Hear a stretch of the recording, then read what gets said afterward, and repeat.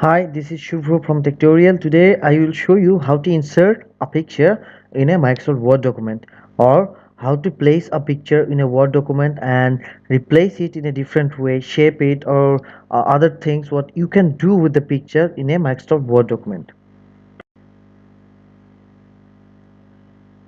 So this is a Word document. So you can see a curriculum vitae or CV of a person, but there is no picture. So if you want to provide a picture with that CV, so what you can do, just go to insert option, then pictures, and flag that picture. Okay, uh, you can see the picture is not placed in a right way, but the picture is in place. But how to replace the picture in a better way? So what you can do, there you can see the wrap the text.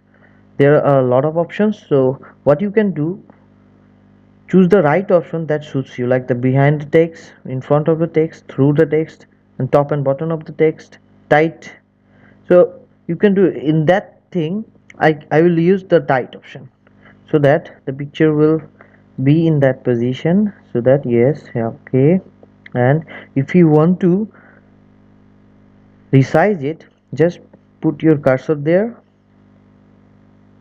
press the left button, and just resize it like that way.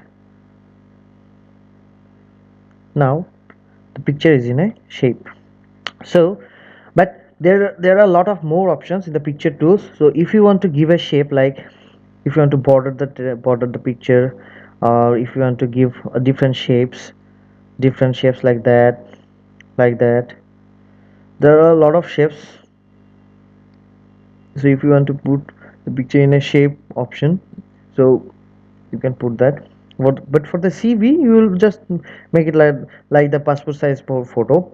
But in case of different types of documents, you have to place different types of frames.